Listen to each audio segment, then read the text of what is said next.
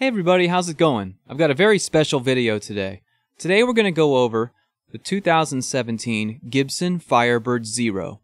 What it is, where it came from, ultimately what I think about it, and whether or not I think it's a good guitar.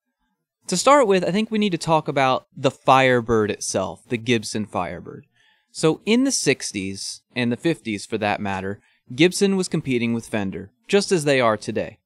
At the time, Fender had a bunch of different models of guitars. Obviously, they had the Strat and the Telecaster, and then they had things like the Jazzmaster, and they had things like the Mustang, etc. So in order to try to compete with Fender and have a body style that was different than the Les Paul and the SG, which was originally the new Les Paul, as far as the solid body guitar model goes, they decided to try some things. For example, the Flying V and the Explorer are a couple of examples of those radical designs. Well, in the early 60s, Gibson decided that they wanted to try another style of guitar after seeing the success of some of Fender's offsets. So they came up with the Firebird. The Firebird was designed after the tail fins of 1950s cars. That's where the body style comes from. And when it came out, it was actually referred to as a reverse guitar. The reason being that it was reversed. It was the top of the guitar was over here and the bottom of the guitar was down here. So it was kind of backwards from what people were used to. So to create the original Firebird, the design was essentially to take the Gibson Explorer and just round off the corners. So they've made this guitar continuously since then. It's shown itself in many forms. There's even a model that's called the non-reverse. The non-reverse being where they've essentially swapped the corners so that it's offset in the opposite direction. So after continuously producing this guitar, come 2017, Gibson again, they're trying to compete with other brands. And what they decided to do was create a new line of guitars called the S Series.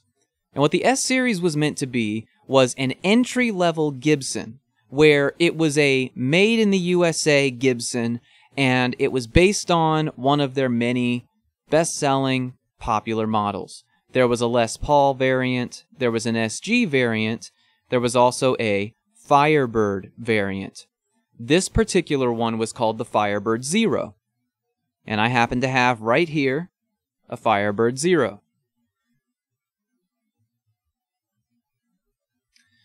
Now, the Firebird Zero is a very interesting instrument as far as what they put into it. Now, the spec sheet is very similar for the other S Series models, but today we're talking about this one.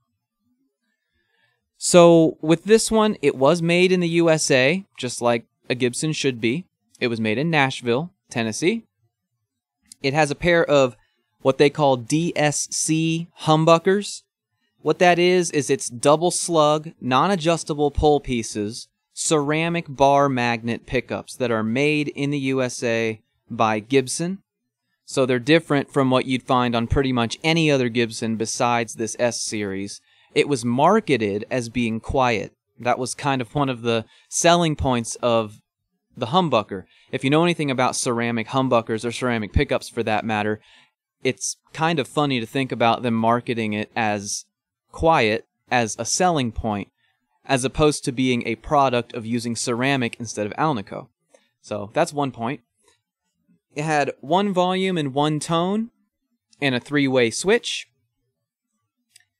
It had a Tectoid self-lubricating nut, is what they called it. It had mini tuners on the back, so they're a little smaller than usual, but a fairly high ratio. I believe it's 18:1. It has a wraparound tailpiece instead of a stop bar and a bridge, so it's just one piece here. You do have a set neck. The back of it is maple. The fingerboard is one piece of rosewood. It is a 12-inch radius. The body is a nitro finish. I will say that it's a fairly thin nitro finish. We'll get into the specifics of some of that here in a few minutes.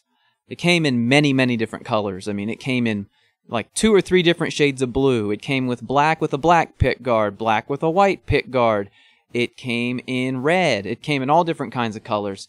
This one in particular is blackberry. It has a black... It looks like a 2 or 3 ply guard, but it really, I think, is just a 1 ply, and they've just colored the top one, so I guess you could say that it's 3 ply technically. And the color blackberry, it's kind of like a black with blue underneath it. Unless you're under direct lights, it looks black. I thought it was black when I saw it in the shop, and then I got it home under this fluorescent light here, and it almost looks like a very deep purple, very dark blue. It's actually a very nice color. I really like it. So, when these guitars came out, like I said, they were meant to be the entry-level Gibson. And they MSRP'd for $999 when they came out. And people flipped out in a bad way. They did not understand why they were charging so much, when Epiphone, which is also owned by Gibson, was making what they thought better guitars for cheaper. They weren't made in America, and they didn't say Gibson on the headstock, and people felt like Gibson were taking advantage of the market by putting Gibson on the headstock and making it in America, but making it as cheaply as possible everywhere else, that they were taking people for a ride. So people just refused to buy them. They'd rather save a little more and buy another Gibson, maybe like the Les Paul Studio, for example, which is a cheaper Gibson, or buy a cheaper Epiphone, but a top-of-the-line Epiphone that they felt was a better guitar. So the other reason that this guitar seemed to fail, specifically the Firebird, it's non-reverse. So, as we talked about a minute ago, most people associate the Firebird this way, but this one was made this way. People did not like that. It's very thin. It's very light. It's lighter than an SG, that's for sure. And it's thinner than an SG too. They didn't like the small tuners, and there was no binding, so you know that was kind of a turnoff for some people. The bridge had a lot of complaints because the way that it was designed, it would tilt forward when tension was applied to the strings, and it was really hard to get it to stay straight. Some people would put cardboard under the bridge to keep it from tilting forward, something they felt was unnecessary on an American Gibson. And that the action was too high. Even if you brought the bridge down as low as it would go, the action was still too high for some people. And the other reason that this guitar model failed is probably because the Firebird name itself and the Firebird brand, as many fans as there are of it out there, including myself, it's never going to be as popular as a Les Paul or an SG or something like that. So when you had all that going for it, or against it in this case, it was just a failure, complete failure. They were immediately, put on clearance. They could be found for $500 or less, brand new, from places like Sweetwater and Guitar Center, and sometimes the stock would sit there for a year or two before people finally decided to buy it. So, why do I have one then if it's so bad? Well, I was at my local shop here in this small town in Indiana where I live, and I go in there frequently. I buy my strings there. I like to play the stuff that comes in, And usually I walk past the Gibson section because I'm not in the position to drop, $1,500 on a guitar right now. That seems to be the state of the market, in the guitar market, is you can't really get a Gibson for much less than that, at least where I am, and definitely not online. Well, this time, I just had a feeling, and I looked in the Gibson section, and I looked over, and I'm not making this up. In the corner, underneath the guitars that were hanging on the wall, and the guitars that were in stands like this one back here, in the corner, I saw a little headstock that said Gibson, covered up by everything else. It was so dusty that I thought it might be gray, and I saw the price tag, and it was, let me just say, it was less than $500. And I asked the shopkeeper, I said, is that a Firebird Zero by chance? What is that Gibson back there? And he said, yep, that's the Firebird Zero. And he went back, grabbed it, and handed it to me. And I played it, and I loved it. I really liked the way that it sounded. And I was just kind of blown away that a Gibson could be had for that cheap. I already knew all of this going into this situation because I frequently look for Gibsons online, just trying to nab a deal, and the Firebird Zero shows up sometimes for $600 to $700. It's usually the cheapest Gibson I ever see listed online. So I had looked it up and read a bunch of this stuff already. So I played it, I loved it, and I decided that I would go home, do some more research, go back the next day. So that's what I did. Went home, did some more research, came across the things that I've just told you about, went back to the store the next day. I asked him if I could play it again, but I also said, can I then compare it to an Epiphone Les Paul Custom Pro, which they had one hanging on the wall in a different section of the store. He said, sure, go ahead. So he let me play this one, and then he would take it and give me the Pro, and I'd plug it in and play that one. And the difference was shocking, as you would expect. I mean, you're talking about a 7 or 8 pound guitar versus what felt like a 15-pound guitar. The Epiphone Les Paul Custom was beefy and boomy and powerful and driving, and it just had all this stuff going for it. And then you plug this one in, and it was so different, but not worse. If you want a punchy, boomy guitar, you're not going to want this anyway. And you're probably not going to want an SG or an Explorer or any of those other kind of guitars. You're going to want a Les Paul. So keep that in mind when I say this. The clarity that this guitar has with these weirdo humbuckers makes up for the lack of power. When I compared it to that Les Paul and a few other Les Pauls that were in the store, because you always compare it to a guitar you know is good when you're trying something out to buy, like I said, it was night and day. The Les Pauls did not have the clarity that this one has. It had the boom and the drive and everything else. It didn't have the clarity. And that's very, very hard to explain and demonstrate. And I would say, just trust me. But when you're paying this much for a guitar, you should try it before you buy it. Don't order it online. Don't take my word for it. Go try it. See if you have a similar experience to what I had. So I realized this guitar isn't really meant to play the same thing that you would play on something like a Les Paul anyway. This kind of fills the same niche that a SG would, or something like that. It also does Strat-like stuff pretty well, believe it or not, because of the way that the clarity is with the humbuckers. So I'd already decided I wanted it before I went in there. Unless I saw something that just turned me off, I wasn't going to buy it, and nothing did. So I ended up picking it up, bringing it home, and I've had it here for about a week and a half before making this review, just to tell you what I think of it. So what we're going to do now is we're going to put it on the bench, and we're going to look at it in a bit more detail now that we've gone over the basics of this model and kind of its history. So let's go over to the bench, let's pull this pick guard off, and let's talk about some of the other stuff that's going on with the Gibson Firebird Zero. So here is the Gibson Firebird Zero in all of its glory. You can kind of see the color I was talking about. If you compare the black here to the body, it's kind of got like a blue or purple undertone. It feels very nice. I've seen people say that it feels like satin. It doesn't. It feels like light gloss. It does not feel like super glossy, but it feels like light gloss. It feels nice. I like it. I went ahead and took the pick guard off already, but I'm going to have to move the camera around to show that to you. So let's just talk about the rest of it. So here are the two humbuckers. Okay, these are the DSCs. Here's that bridge, that one-piece bridge, and I don't know how well you'll be able to tell, but it is, in fact, tilted. I've got a major problem with this bridge. We'll talk about that in further detail later.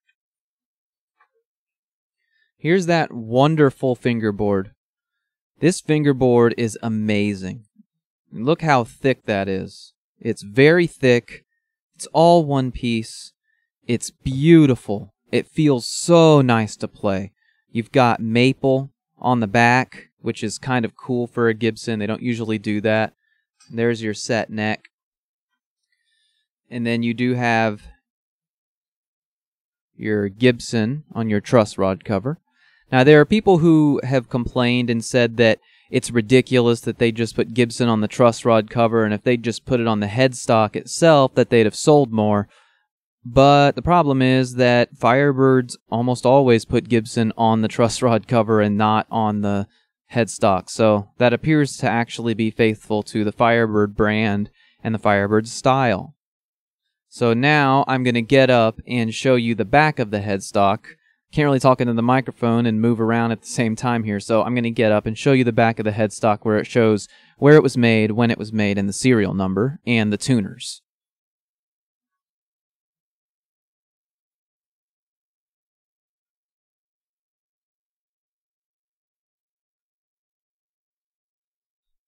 Alright, and then this is that self-lubricating nut. Don't know how accurate that is, but it says that it's self-lubricating. I haven't really had a problem with it. Okay, so now I'm going to move the camera over here, and I'm going to show you underneath the pickguard. I can show you this a little bit better now. But see how the bridge is tilted forward? This has been kind of a nightmare for me. So I thought, oh, it's not that big of a deal. You know, it's just cosmetic. The action is good. It doesn't buzz. Everything's fine. Problem is that it wasn't fine, and it causes tuning stability issues. Reason being, when you hit a chord, you know, some of the strings could go, you know, slightly flat, right? Loosens it up a little bit. Problem is, kind of the same problem that you have with a Floyd Rose or a Strat tremolo, where if it's pulling and it's tilted here, then when it loosens the tension, then it goes back a little. Well, when it goes back a little, it pulls these strings out of tune, so it's constantly fighting with itself. And unlike a Strat or a Floyd, where you can kind of get them broken in, you've got springs holding it where it needs to be, right? Providing some tension the other direction.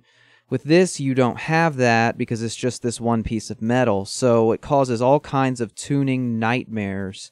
I've tried 10s and 9s, I've tried nickel, I've tried stainless steel, and I have this issue with all of them. So I wouldn't say the guitar's unplayable like this, but it's not something that about $10 shouldn't be able to fix. We will be replacing this bridge in part 2. I just wanted to show that to you. So this is about how it is stock. We'll go over making it a little bit better later on. So let's pull the pick guard off and see what's going on.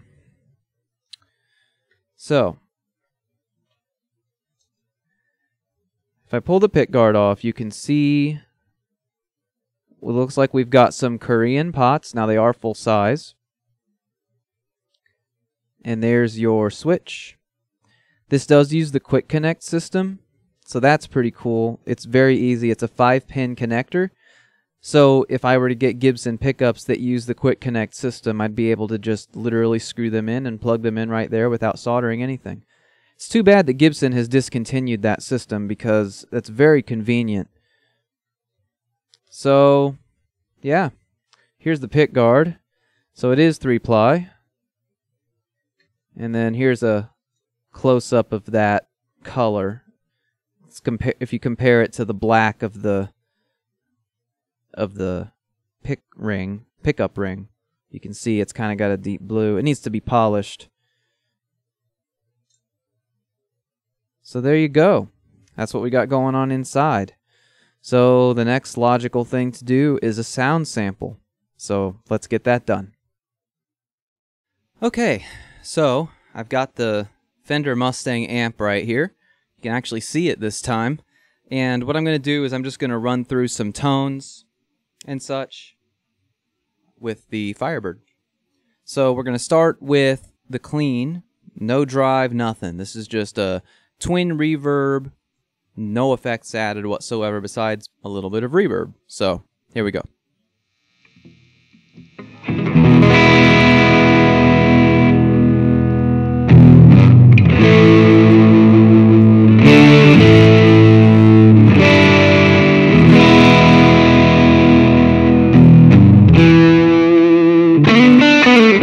So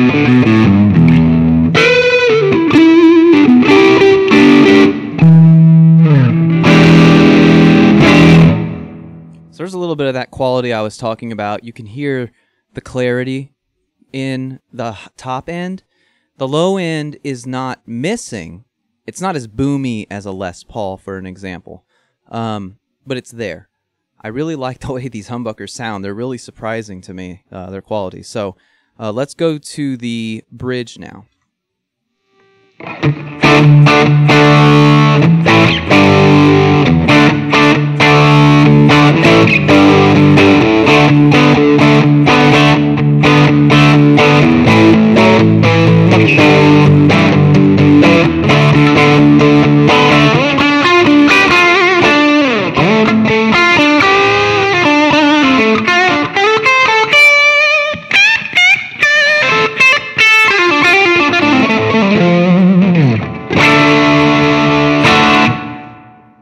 So there was an example of the bridge with the clean. Again, I really like the way that it sounds. It sounds like a humbucker. I've seen videos that say they sound like single coils. They don't really sound like single coils to me. They sound like humbuckers, but they're different. I don't really know what I would just compare them to be honest with you. Closest thing it sounds like to me is an SG. But I don't know. Let me know what you think. Let's go ahead and put on some crunch now.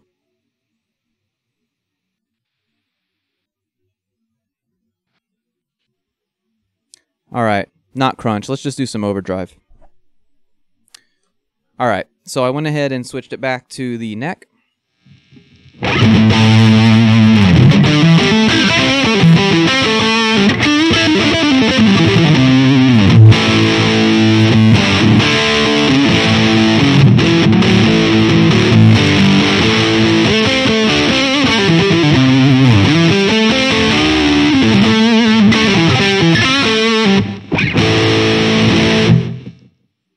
Again, you get that, it sounds good. I mean, it doesn't sound bad to me. It doesn't sound like a cheap guitar. It doesn't sound like a piece of crap.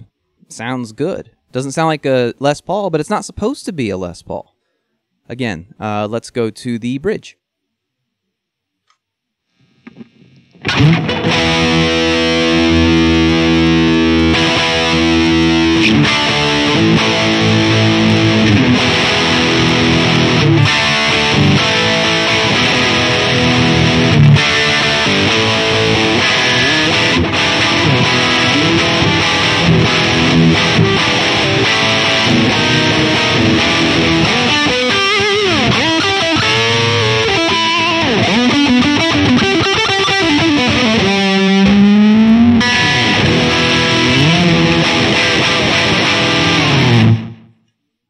Okay, so there it is on the bridge.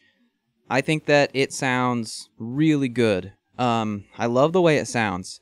It's very sparkly, would be the best way that I would describe it. So it's not quite a Les Paul. It's not quite an SG. What is it? It's a Firebird. That's the best way that I can describe it.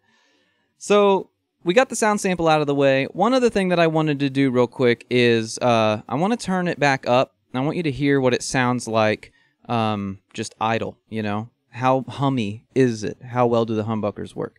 Keep in mind I got this fluorescent light right here, and I got my computer plugged into the same circuit, so there might be a little bit of noise there, but I'm going to turn it back up. I don't really hear it. You hear the switch, but do you hear anything? Pretty quiet, huh? No noise gate or anything either turned on. That's just raw. So, now that I got the sound sample out of the way, let's do one more thing. I'd like to do a direct comparison of this. And I was trying to decide what the best thing to do would be. What is this really competing against? Now, back in the day, when it was new, it would have been probably this versus a Gibson Les Paul Studio. But now that these guitars are found used only, and you can find them if you're lucky for less than $500, probably the closest thing to this is going to be the Epiphone SG Standard. This is new, retails for $4.99 or $5.99, I can't remember. But it's a very similar comparison. It is a thin body, and it has the same neck profile and everything. That's the closest thing that I've got to compare it to. So what I'm going to do is do a couple things on the Firebird, and then I will switch to the SG and do the exact same thing with the exact same settings. I'm literally going to unplug the Firebird, plug in the SG, do the same thing.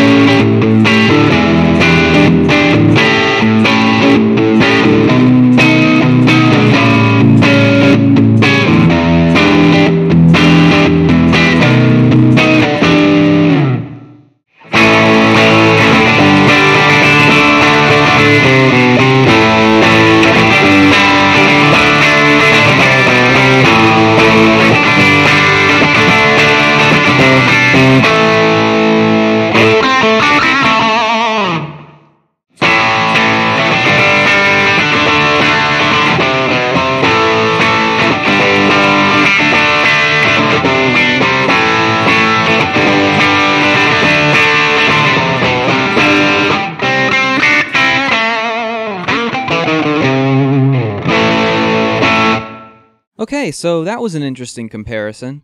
To my ear, the sound was drastically different. It sounded to me like there were two things I really noticed. First, the bass was heavier in this guitar, in the Firebird, than it was in the SG. Second, the SG just sounded thinner everywhere. It wasn't just the lack of bass, it was just kind of plunky. I don't really know how to describe it. You could hear it, and it's hard to describe it. If you listen to it, you might come to the same conclusion as I did.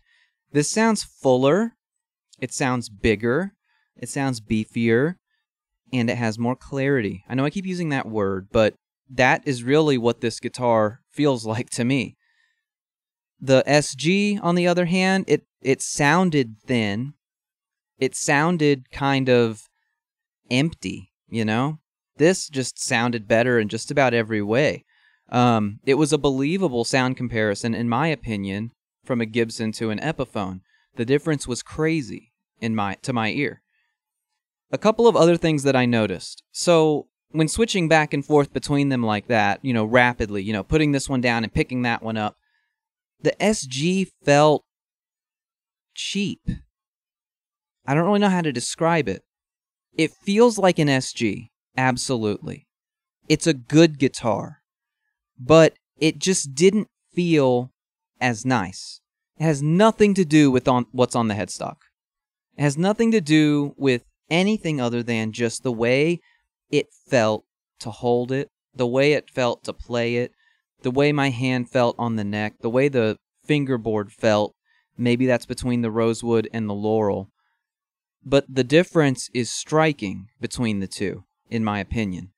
Now, you might argue a better comparison would be to compare this to a Les Paul of some sort. But I would disagree. Maybe the Studio, but I don't have one of those, but maybe the Studio. The thing is, they're very different instruments for very different things, very different styles, very different designs. In my opinion, this and the SG are two very similar guitars because you have the thin body, and it just, I don't know. Part of what could have felt cheap about the SG might have been the fact that it actually has the tailpiece, so the strings might feel a little slinkier because they don't have to be as tight. Because on this one, you know, it terminates here, so it's going to be tighter. Then, as if it came down to here, you know, the strings might feel a little looser. Maybe that looseness is what I felt is cheap. So, what are my final thoughts on the Gibson Firebird Zero? My opinion on this is probably going to be a little bit biased. When I was in college and when I was in high school, I had a red Epiphone Firebird. I think it was a Studio. It didn't have a model number on it anywhere. It was a bolt-on neck. It was red. It had the raised piece here in the middle. It had an E on the truss rod cover. It had the reverse tuners. It had the silver mini humbuckers. You know, it was a very, very nice guitar.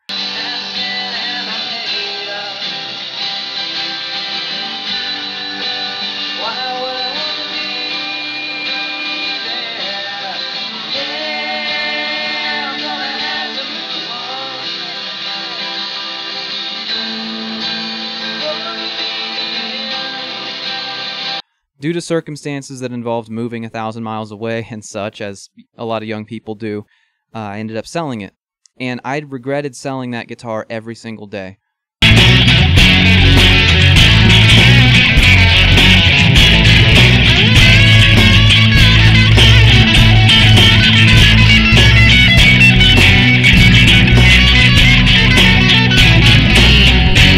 I think about it all the time and just wish that I had it back in my hands.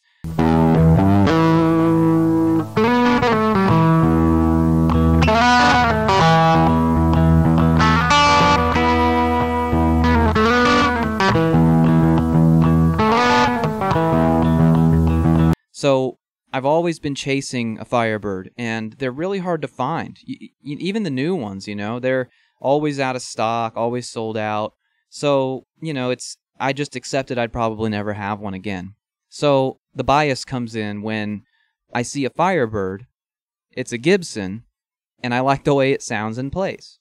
And maybe at the end of the day, that's what it comes down to for everyone. You can't make a blanket statement and say that guitar is bad. You might be able to say that a part of that guitar is bad. Maybe the whole thing really is bad. But as a general rule, as a guitarist, this is your tool for honing your craft, for creating your own art, or creating your own music, or performing with your friends, or playing for other people. And if you have a connection to your tool, if you feel inspired when you pick it up, if you like the way that it sounds to you, then it's a good guitar. I love the Gibson Firebird Zero. In my opinion, it is a Gibson. In my opinion, it sounds and plays very, very, very well. Very, very, very good. And I would recommend it to anybody. There are a lot of you watching who may have been playing for decades longer than I have, and collecting for longer. Or maybe are just in a better financial situation than me, and you've been able to get, you know, a Gibson Les Paul Standard, or a Gibson SG Standard, or something like that, and you're saying, oh, kid, you don't know what you're talking about. Maybe I don't. We all base everything off of our own basis of comparison.